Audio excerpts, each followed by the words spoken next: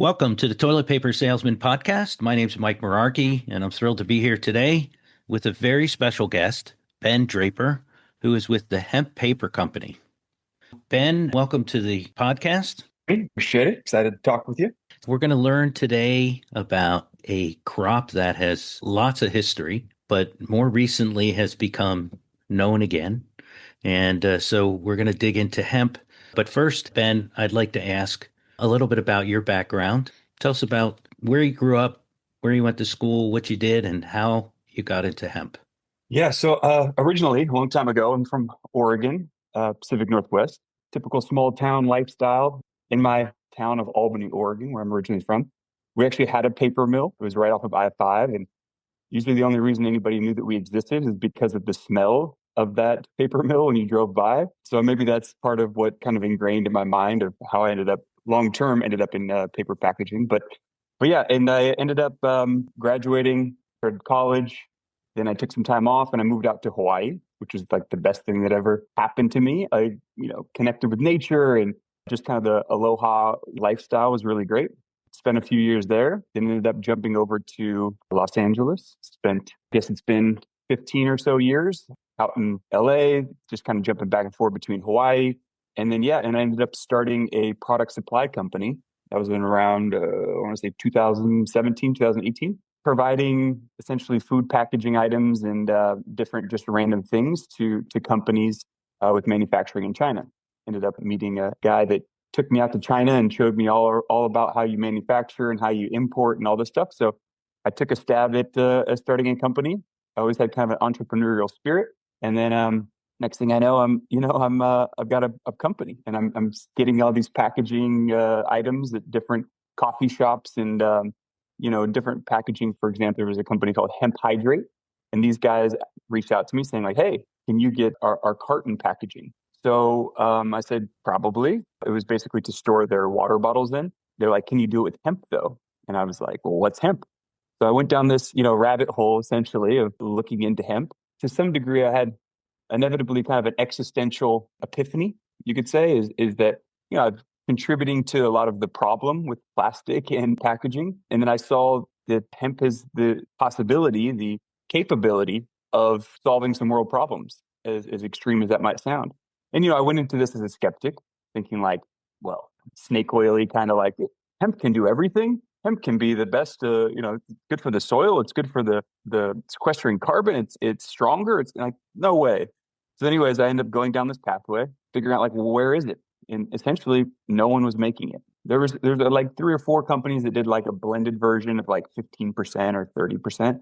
But I kind of had this purist mindset of like, where's the real stuff? Where's the 100%? And then eventually I just made a life decision and just thought, I'm going to figure this out. I always say like, I'm smart enough to understand it, dumb enough to think I can do it, and stubborn enough to just keep going. And so that really kind of pushed me into this phase where I was like, look, I always had somewhat of a delusion that I was going to change the world, as we all did, I think, when we were young. And then I kind of was just dumb enough to keep thinking that, and then eventually saw hemp as the path for that to become reality. So yeah, so anyways, I ended up, going down this rabbit hole and figuring out how to make the hemp paper packaging. And I can obviously get into more of that, but that's kind of like in a nutshell, kind of the pathway that I got there.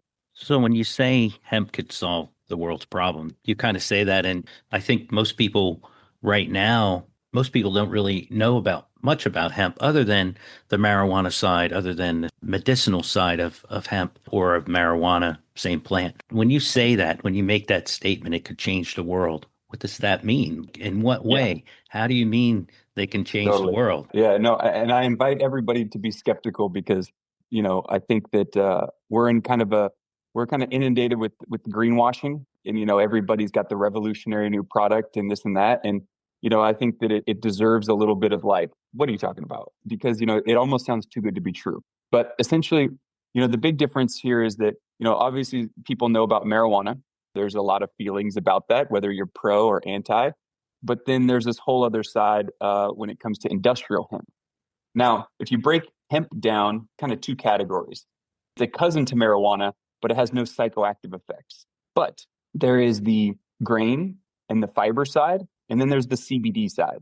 So I think A lot of people are familiar with the CBD because there was quite a trend, right? So, it was in tinctures and drinks and everything in between, and everybody thought that was the elixir that's going to reverse aging and reduce inflammation. Now, I don't know that that's not true, but I'm focused more on the other side of the more tangible thing that I can actually measure and know for sure. That's the fiber and the grain side.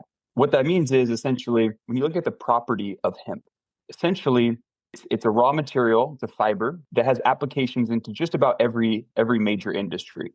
So you can take industrial hemp from the fiber side, you can turn it into paper, plastic, building materials, clothing, textile, and then I think there's somewhere around 20,000 applications. When people hear me say it can change the world, they want a little bit more context of how that could be possible. So when you look at hemp from the sustainability side, it's a material that can pull toxins and harsh metals out of the ground. It also sequesters more carbon from the atmosphere or filters. A simpler word is pulls it from the atmosphere and it does a better job than trees do. The idea is that if you can grow hemp, you can also help with mitigating the deforestation because a good percentage of deforestation that is a byproduct of our paper consumption. It's those areas. Think of on the paper side, it requires, less water. It can grow in 30 days rather than 3 decades. And so just when you look at the sustainability side, the metrics of this material are better, more sustainable. And when you look at the strength of the fiber, it's stronger. So for us, we have obviously I picked paper as the path for me for now. Who knows what will come from the future because it has all these applications. But we looked at it thinking like, well, our paper is backyard compostable. Our paper is 2 times stronger than tree paper. And so just from the strength and the premium side of what this fiber can do, there's a lot of sustainability benefits as well. It doesn't require pesticides and herbicides. And so there's just a lot of key things that I think from the sustainability standpoint, a lot of people can rally behind. But as we know, when it comes to the actual functional side of it, companies care more about what is the actual benefit, other than just being able to greenwash, so to speak, and promote sustainability. Because, when you think of the effects of what this fiber can do environmentally, that's too big of a picture for most people, especially businesses are looking at how can we actually implement this into what we're doing in a way that benefits on a practical scale. So in a nutshell, just has all these environmental benefits. Okay, so let's step back a little bit and get some history because hemp is a crop grown 10,000 years ago. It's a crop that has rich history and even a rich history in our country. Can we just step back a little bit and why don't you start, I don't know, somewhere where even just in the United States, as we started our country, how hemp impacted our economy, our country, to the point where it was somewhere around, I think, 1937 or 8 when it was banned. So if you want to talk about that a little bit and the applications back then and how they used it, and even things about how it helped us win World War I and World War II, there's some amazing facts there that I think people it's important for them to understand to get some context in that hemp isn't some new fiber, some thing that Right. we just discovered. This is something that has a lot of history. Yeah, this is a material that's been around. I mean, I guess you could say it could be millions of years. Who really knows? But when it comes to the functioning side, I mean, like the Chinese were making paper with hemp thousands of years ago. So its ability, even if you look at, there were a few presidents that grew hemp. It wasn't the Declaration of Independence that was written on hemp, but some of the drafts of it were written on hemp paper. When you look at the history of hemp, it is basically like the fiber of the future, but it is a material of the past. And I think that it's just kind of reigniting the awareness around it of what you can do with the actual material. So the United States military was using, they actually had a campaign around hemp to promote hemp as kind of helping to, I think it was like hemp for victory. And the idea was that you essentially use hemp like a rope. And so for a lot of the Navy at the time, they were utilizing the strength of the hemp rope and just recognizing that this material has a lot of applications that would really benefit kind of the military during these wars. And so oddly, we had this big push of, hey, let's bring hemp, whatever.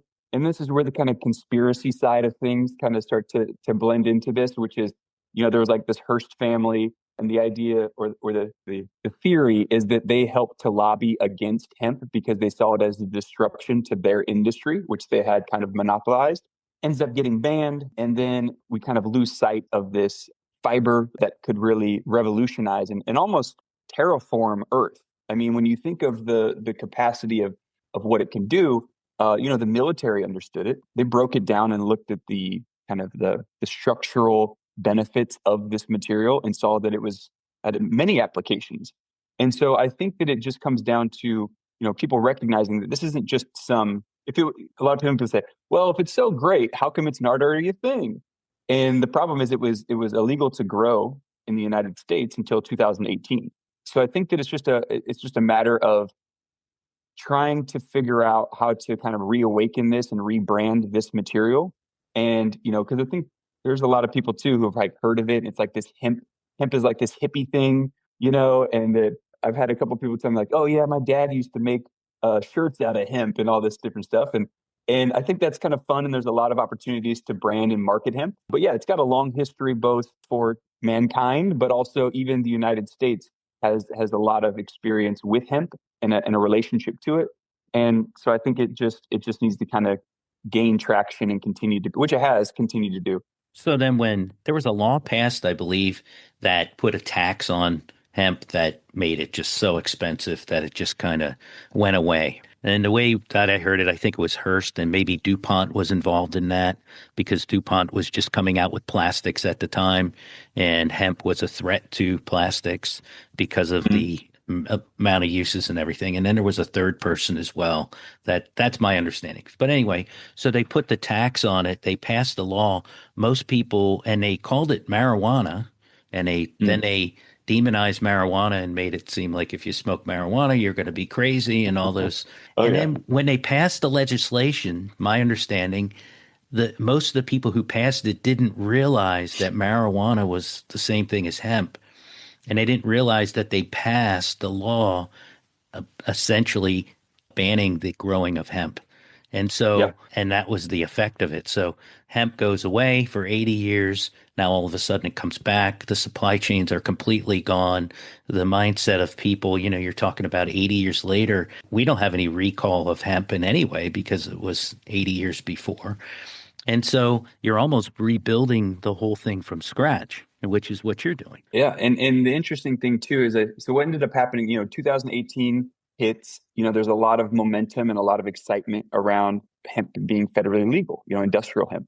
Basically, what I've understood happened is that you had a lot of innovators and ambitious entrepreneurs who went around recognizing, wow, hemp is amazing. It's the fiber of the future. It's going to do all these amazing things. So they go around and they promote this to farmers, right? Because eventually you need farmers to grow the material. And so they go around and CBD and textiles and fiber and all these things. So they go and talk to these farmers and say, hey, you should grow hemp. It's going to be the future of fiber. And so the farmers say, great, that's exciting. The innovators and the entrepreneurs tell them there's a lot of money in this. You grow it, we'll be able to sell it. Don't worry about it. Well, I think what happened was there was a lot of ambition, but on the processing side, that industry was not established. So what you ended up having was a lot of farmers got burned by the fact that they grew all of this hemp and they were ready to sell it. But when it came time to selling it, there was nobody to really buy it because the other side of this business wasn't established, these processors, these manufacturers. And then COVID hits. That also causes another hiccup in kind of what can happen with hemp. So unfortunately, that drove this demand and drove the production of growing hemp down. And so it took a while, obviously, for that to build back up. And we needed companies like mine. And, there's Hemp Plastics and a couple other guys out there that are really taking charge and helping push this forward. But essentially, we just didn't have the infrastructure. And so a lot of people were literally growing hemp here, taking either processing it or just sending the raw material overseas to China or wherever else. And they're literally making the products over there because we didn't have the machinery, especially when you look at the textile side, because we don't have cotton gins and it's a whole thing. So I think that's kind of like figuring out, recognizing that it's really important for us to figure out the path to manufacturing and processing, because that's an instrumental part of the farmers actually making money, because they're the people we have to rely on the most. That farmers are the hardest working industry in the United States, or one of. We want to incentivize them. We want to get them on board. But at the end of the day, we can't just promise them something. And I think a lot of them got burned by this fact that just wasn't ready. And so now we're in a position where we are having these avenues of application. And so it's helping. And so I think it's just a matter of time before we continue to validate the material and validate products in the market, which is what I'm really focused on doing with our paper bags and our cartons and some of the other products that we've positioned ourselves to work on. Over those past 80 years, plastics have become a tremendous burden into our environment. Still, to this day, tons of plastics being sold all over the place in all kinds of applications. And then just creating the issues that we have in the oceans, PFAS issues, which is a different thing with chemicals. So what you're saying that hemp could potentially solve these issues that we have. So all the damage that we've done to our planet and to the environment, what you're saying is hemp potentially or practically could fix some of these problems. How so? Typically tell people, think of it like you were sitting around at the table, 100 years ago, and some guy comes up and says, "Hey, I found this black oily stuff in the ground. I think we could really do something with it." And instead of that, if they would have came with hemp instead as that material, imagine how that could terraform and transform everything that we touch. Because plastic is essentially in just about everything. Everything, we consume it, we wear it, we probably breathe it in the microplastics and all these things. Now, the reality is, if you can make plastic with hemp, then you change this whole dynamic of pollutants and what our bodies are exposed to, and you can essentially create a situation where you can create the same product and stronger, by the way, because Henry Ford, he was using hemp plastics in some of his vehicles. And so I think that there's definitely the path for that. It's just a matter of getting people to recognize the benefits of it and realizing really the extraordinary possibilities of how this can revolutionize everything. Yeah. As Well, dramatic as that sounds. right. Henry Ford, I had heard, created a vehicle made of hemp, and he was going to use hemp to fuel it. Right before Yeah. the laws were passed banning hemp, he had this vehicle already made, which is incredible. So we can get back to that. So we talk about right now where EV cars are the big thing. Who knows? Maybe we have hemp powered cars at some point. Maybe we have. Yeah, Could you imagine? biodiesels and yeah, there's Yeah. definitely, you can make fuel with hemp as well. And in fact, so I've spent obviously a lot of time in Hawaii, and we're working right now. We're working on growing and processing out there, and we're going to create a pilot program of what we're doing in the States. We're planning to do out there with our paper, but we want to be able to control that supply chain and be able to create a system that's replicable that we can essentially license out and show people how to actually do it. And many people have tried to do this, but I think what ends up happening is, because hemp can do everything, it forces people into this position to be hyper ambitious in a way that they kind of, when you can do everything, you don't know what to do and how to do it well. So we're really targeted in this one area. We want to create that system. We want to prove what that model looks like and how it's replicable. And one of the things that we were experimenting, we're looking at when it comes to our generators that we're going to need to use for the decortication and all these things, we want to look at the idea of like, well, how can we use hemp to fuel these machines and create a fully circular system that hemp is grown, hemp fuels, hemp is processed. Everything is essentially utilizing hemp as the driver for these innovations and for the end result of these products. So we're very excited because it allows us to do a lot of R&D and experimenting and figuring out kind of what we can do. But, it is a lot of little things that take a lot of focus, and it takes a lot of, it takes the right amount of vision, I think, and practicality. And so we're really just trying to first principle our way through it and figure out what we need to do in order to have this kind of full system that people can use as a prototype. Before we get deeper into your company, because I want to do that, how does hemp help clean the water, clean the air? Because you mentioned that it can help clean the water. It pulls chemicals out of the ground. Is that pesticides? Is that PFAS? What does it do, and how does it clean, and what's the end result? So if you plant a crop of hemp, how long does it take to reverse some of that damage? Surprisingly, quite quick. It really does a great job. I don't know the viewers and people at home have a lot of knowledge about the soil crisis that we have on the topsoil of Earth, but we have a serious problem with the topsoil with farmers because of the way in which we farm and also the quality of the soil that we're using. And we've had the administration now work on a regenerative farming initiative that's going to help farmers to be able to improve their soil quality because the thought is with bad soil you're growing food that you would then eat. And the concern is that that's going to be bad for you. Hemp is potentially a great option for that, which is a cover crop, which essentially does a great job at pulling a lot of these toxins and these harsh metals out of the ground. And, this happens within one cycle of growing hemp. Now, it's a very technical thing, which I probably would butcher if I tried to get into the chemical side of all that. But I can simply say that the environmental benefits and effects, when it comes to the soil, it pulls them out. When it comes to the water system, so a lot of way that for packaging, at least for paper, a lot of the systems that we use to make paper is very chemical heavy. And with hemp, it doesn't require those types of chemicals. So when you think of the water systems getting polluted, a lot of the time when it comes to the way that paper is manufactured now, some of these harsh chemicals end up into the streams and into the sewage from these mills and the way that they do it. So with at least with our system, we use zero chemicals. And even if you want to whiten the paper, you can use hydrogen peroxide, which is also another safe material. On that side, obviously that's one area there. When we're talking about sequestration, at the end of the day, what ends up happening is you've got the carbon in the atmosphere and the things like plants and vegetations, they pull that out, they store it inside as kind of like a little filter system. And then the idea is you want a long carbon cycle. So essentially, the good thing about trees is trees live decades. And so the thought there is that that's a great place for us to store it. Now, if we go around chopping all the trees down, all of a sudden all that carbon that's stored and we start processing it ends up coming back out of these trees and of the vegetation. But the cool thing about hemp is that it sequesters more carbon from the atmosphere than trees do, and it has a longer carbon life cycle.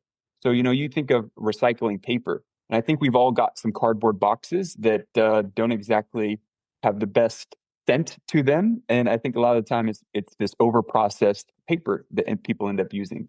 And the cool thing is that hemp paper specifically can be recycled more. I think it's like 2 or 3 times more than traditional tree paper. So you have a longer carbon life cycle. And so obviously if you grow more hemp and you stop cutting down more trees, that's also a net benefit, right? Because essentially those trees continue to store that. And so that's a really powerful effect. And we're looking at like carbon accreditation for our company to be able to provide these credits, even though it's kind of a wonky system right now. But I think the future is very driven towards companies having these carbon credits and showing that they're making sustainable attempts or creating some sort of a lesser impact on what they're contributing to the ecosystem. So it really does have all these amazing benefits in these spaces, in these, because if you're passionate about the trees and the forests, we have a place for you. If you're passionate about the oceans and in the water systems, there's a place for you. If you're passionate about the soil and improvement in farming, there's a place for you. And I think that's what's great about hemp. And I try to encourage people, especially like young people who are innovative, kind of entrepreneurial spirits. I think a lot of young people, hell, I think a lot of old people want to change the world. They want to contribute. They want to have a legacy that actually, as they say, grew a tree whose shade they'll never sit under. I think hemp has that capacity. So it's very exciting. I think we all want to leave the earth a better place for our kids and for our grandkids. I don't think our generation has done a very good job of that, but we have an opportunity to redeem ourselves. So, And that's a cool thing. What I'd like to talk about more now is you were talking about Hawaii, where you're talking about a circular economy of growing hemp, using hemp, recycling hemp. Explain a little bit more about that and how that would work practically, because a lot of what we're doing now is we're making these environmentally friendly products or sustainable products is what they're called. 95% of them are ending up in the landfill. obviously, no matter how they're grown, hey, we grow hemp, we make hemp paper bags, which you do. You make hemp cartons, great. If it ends up in the landfill, what have we really done? We probably have done some good because of growing hemp and the benefits of growing hemp, but ultimately, there has to be an end game that makes sense. So, is that what you're talking about and doing in Hawaii? And practically, how does that work ultimately for the United States? Because, and really globally, because that's our issue. We can pass these laws, we can ban foam and ban plastics and do all that. But if there's not a good place for the product to end up, if there's not a good system that we have or infrastructure that we have to take care of it on the other side, then really what have we done? We've done maybe a little bit of good, but we really haven't solved the problem. I think most solutions these days are less bad. I think that's really the best we can do, or that we have done, is just how can we do a little less bad? And I don't really think that's a solution. And I think that it really comes down to like how we frame things as well. Because when a lot of people are anti, I think that encourages more of that, unfortunately. And I think ticky tacky as the words that we use I think that it really does have an effect on what we're doing. An odd thing happened with Hawaii, which maybe I'll get in a little bit of trouble for saying, but they ended up banning single use plastic. Sounds great. Yeah, let's get rid of single use plastic. It's smart. Well, the other side of that is, do you have industrial compost? Because if you want to switch to sustainability and you want to use these eco products, these bioplastics, you need to have industrial compost. Unfortunately, Hawaii doesn't have industrial compost. And it was one of the things that we were, this was maybe 6 years ago, 5 years ago. I was in Hawaii and we were working on providing products to a couple restaurants and coffee shops and whatnot. And we wanted to get our plastic products certified to make sure that they met the requirements in Hawaii. So I reached out to the environmental agency there and have a long conversation with them saying like, hey, look, I'm a little confused because what I know about bioplastics is you got to have industrial compost. This guy goes on, gives me a 3 or 4 minute speech about he's tried to reach out to the senators, the governor, and explain that we have to have industrial compost, only to fully realize the cost associated. It's very expensive to create an industrial compost facility. And they just didn't think that whether they didn't have the money or they just didn't have the interest, I'm not entirely sure. But to this day, they still don't have industrial compost in Hawaii. And so a lot of the time, I think that's what ends up happening is you have what sounds like a good idea. Sounds great. But then you think of the functional side of it. How do we do it? What does it actually benefit? I think that's the problem that we keep running into. So my thought is for Hawaii, beyond the fact that it's beautiful and that the people are amazing and just in general their ethos of sustainability in general, of cleaning the oceans and having that mindset. I think that it also has the great climate for growing hemp. And that's one of the things we want to be able to get more yields per year, right? So if you think of, if you're in Minnesota, you could maybe get one cycle of hemp per year. But if you're in Hawaii, we can push 3 to 4. And so you can just do more essentially. Not to mention that there's already the culture built into this sustainability. I think in the Midwest or in the mainland in general, it's a tougher sell because for a lot of people, maybe the climate isn't something they're interested in discussing or that they believe in. I think there's a lot of tension in that space. But I think fundamentally with Hawaii, we're looking at what's the finished product here. So our paper specifically, it's backyard compostable. So you can dig a hole and throw the bag in the ground and it will compost in the soil. We haven't tested yet, but we're quite confident that it's ocean safe because it's literally just made from vegetation. So it's just made from hemp. The sea turtles, there's a lot of concern about the sea turtles, which I love them. I go out surfing often and they're out there and they always pop up next to me and it's a really cool experience.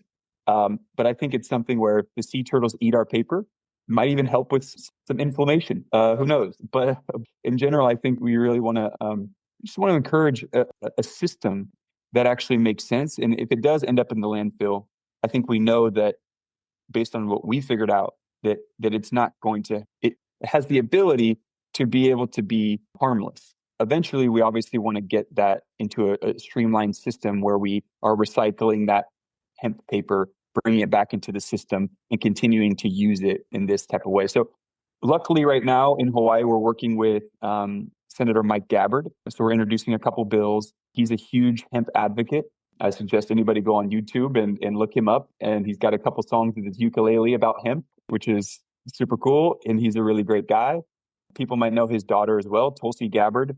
She's also a big hemp advocate and hemp supporter. So I think, Hawaii has a very unique opportunity to be kind of the prototype and the ambassador of hemp. And I think that it's a great place to invite policymakers out to showcase the wonders of hemp in paradise. Thinking of it full picture, we really want to create that type of incentive to get people interested. So let's talk about the Hemp Paper Company. So you started the Hemp Paper Company in what year? What do you actually make? I know you mentioned paper bags and boards, but what do you make? Who do you sell to? Tell us a little bit about your paper bags in particular. Just tell us a little bit more about your company. Yeah, so I mean, this idea came out probably 4 years ago, the inception of it. I was really curious. I think that's always been part of my nature is just to be curious and want to know how things work and why they are the way they are and why is this the way we do things. And so, that drove me to the space where I had somebody, I was gifted from the universe or God or whoever you want to call it. I think that it was just this invitation to say, hey, look into this. I look into it and, I think with a healthy amount of delusion, I thought, maybe I'm the guy, you know? And so then it was just figuring out what does it take to do it. At first, I thought I was going to have to build a $25 million paper mill. And that was kind of a very stressful and overwhelming feeling of like, well, who's going to give me $25 million to start a mill that I've never even made paper in before? So eventually it just turned into a collaborative thing. I continue to talk to people. They continue to provide counsel on what I should do, who I should reach out to. And we eventually, made contact with a few paper mills, but one of them specifically had it randomly at the same time started experimenting with hemp. And they had gone through the process and they had figured out essentially how to do it. It was right place, right time. They've got 100 years of specialty paper making experience. I came to them at the right time and I said, "Hey, let me do what I can to take over on the marketing, the selling, and the kind of awareness of this material and what we can do with it." We started with bags because we that's kind of the lowest hanging fruit, and it was something to get in people's hands right away. It was something that works kind of like a little mobile billboard if you think about being able to get exposure and people be curious. Yeah, and then we just turn that into a whole business model. We continue to experiment and tinker, and we created a hemp board, which we're very excited about, but we don't exactly know what to do with yet. And I think one of the things we want to kind of frame is how we can turn it into really cool things, because the paper bag is quite boring when you think of. Funny enough, I went back home after we got our first batch of these bags out. And I went back home to my family, and they don't know anything about hemp. They don't really know exactly the benefits or what I'm doing. They think I'm maybe just kind of like a mad scientist out here just trying to figure it out. So I come home Christmas time. I hand out these bags to everybody. I'm super excited, and they're just like, "Oh, Ben, cool, you made a bag." I'm like, "No, no, you don't understand. This is revolutionary. This is going to be in a museum someday." And they're like, "Yeah, this looks like a good one." And they didn't quite understand how to wrap their head around the gravity of like this being the first one that's ever been created, and where this is going to usher a new industry and all these things. But it's that type of exchange that really helped to bring some clarity on like people just don't get it.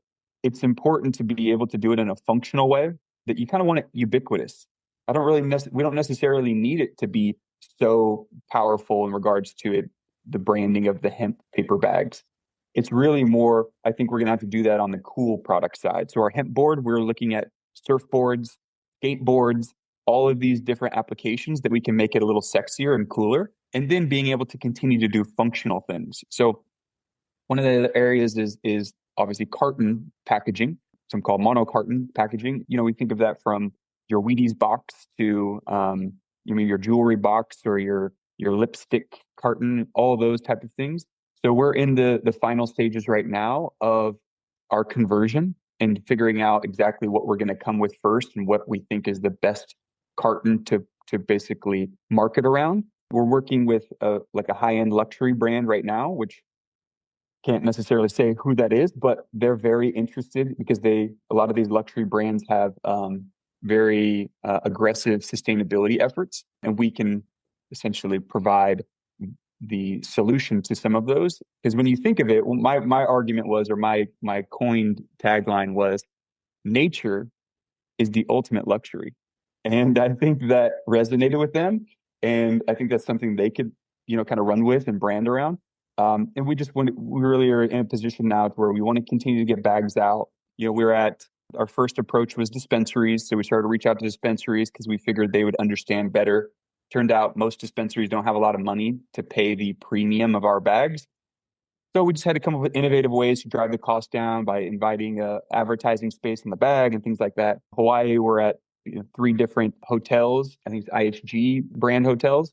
So we've got a lot there. We've got three or four coffee shops in the States. We have a couple like restaurant groups that bought bags, and they're just trying to promote, the sustainability stuff. And they're just big fans of me, I think. They're friends of friends. Yeah. So we're just aggressive. We're trying to get out there. We're trying to scale things and continue to, essentially what the hemp industry needs is they need proof of concept of, where are the commercial successes of the actual application of this material. And so that's what I've kind of championed myself to do is provide that example that people can point to and be like, well, look, Hemp Paper Company is able to do it. They're at, Erewhon and Whole Foods and so on and so forth. So I think that's kind of one of the areas that we're aimed to focus in target in the future. So right now, when you talk about bags, sizes 2 to 10, correct? Yep. Size 2 to 10. Yep. Compared to a regular paper bag, a hemp bag is what? It's about 2.3 times stronger than a traditional bag. When it comes to cost, it's about 2.5 times more expensive, which is usually people's like, wait, I'm going to pay more money for something that they're just going to throw away. And I think that what people need to understand is that it's an industry of scale. And so at scale with tree paper, hemp becomes 30% cheaper, but we're not there yet. And so I think that's why we're really trying to partner with brands who have, really some vision and some sustainability, I guess you could say, desire to actually make a difference. And recognizing, yes, it's a little more expensive right now, but we're also coming up with ways to drive that cost down through innovative advertising. I encourage anybody to reach out to us, of course, and we can send out samples so people can test it for themselves. I mean, we've got, I think we're number 6 bags we tested a couple months ago, and it was 30 pounds we were able to put into the bag and no sign of rippage. We would have fit a bigger dumbbell in there, but it just doesn't fit. So I think we're continuing to showcase that it has a lot of strength because everybody's felt that experience of a paper bag ripping on them and the stuff goes everywhere. And with ours, it just doesn't happen. So you don't need to double bag with our paper because it's definitely going to be able to handle it. Now, the next phase we need to get is into the handles because we've had a lot of interest and demand looking for paper bags with our handles. And it's in the process. We're working on it. We're hoping by the end of Q2 that we'll be able to start providing those. In your case, once you get the scale, 30% less than traditional paper bags and stronger. And I could tell you that you did send me samples and I did test them, and man, they are very, very strong. So when you think about a 6 pound bag, right, historically, they use that to measure sugar. So 6 pound bag held 6 pounds of sugar. Well, you're putting 30 pounds in there and, it holds up. So, Yeah. um, Yeah. It's extraordinary. so the strength is amazing, and I can attest to that because I did actually try them and really play with them. So, can you make toilet paper with hemp? Absolutely. You can make every type of paper with hemp. The only thing about that is that's not my area of expertise, but I do know that hemp being stronger, I don't know about it in regards to its softness. So I think there would have to be some sort of engineering around that. But if you're looking for a strong toilet paper, I think hemp is the way to go. I don't know yet. I mean, I'm sure there's a way to do that to be able to soften it. But yeah, I think it paper towels as well is another area that I'm very passionate about because my guilty pleasure is using paper towels for everything, and it is a guilt. And I do feel, my partner, she's continuously reminding me to stop wasting all the paper towels, but it's just so easy to clean up and do things with, and I can trust that it's clean. But anyways, so I think that's something we definitely want to get into in the near future. But we got to focus one thing at a Yeah. time. So I will have the link to your website on the podcast episode so people can, if they want to get in contact with you, they can inquire on the website. Goodness, it sounds amazing. I think the future is really bright. I'm glad to be able to help you to get the word out because ultimately we know in our industry what we see with legislation and everything that's going on. There's a ton of legislation right now. Some of it we feel like is good, some of it maybe not so good. But ultimately, the goal being how do we get more sustainable? How do we get an economy that is circular so that this product that is grown is sustainable, used, and then recycled back and used again? When I was a kid, we used to go to the beer distributor and get soda. When you went to the beer, and I don't know if you're old enough to remember this, but you went to the beer distributor and you got soda, and it was in these heavy duty glass bottles, and it was in a wooden case. So Hmm. you got the soda, you brought it home, you drank the soda, and you took the empty bottles and the case back to the beer distributor and it was recycled. So the case was used Hmm. again, the bottles were washed and reused again.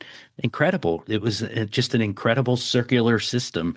And so we had that at one time and then we lost it once plastics came in and then we were all called litter bugs and all that stuff, the landfills and everything. And now we have the opportunity to fix it. And I really laud you, Ben, for stepping out and being the one to, or one of the ones to pioneer hemp as the product that you feel and it seems like is the product of the future. It was amazing to have you on the podcast episode. And I encourage people, if you're interested in learning more, do some research, go on and look at videos and do research. If you're interested in any products, contact Ben's company, paper bags and board and some of the other things that you're working on. And we're just thrilled to have you on.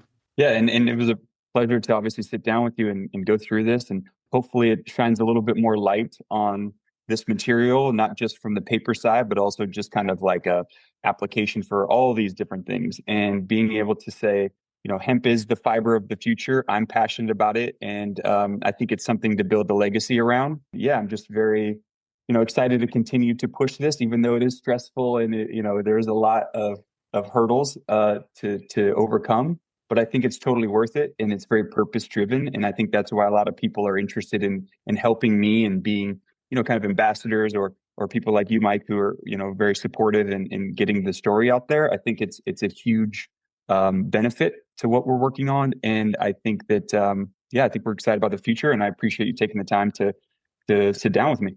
Yeah, it's my pleasure. And the exciting thing for me is to think about a future where we can fix this.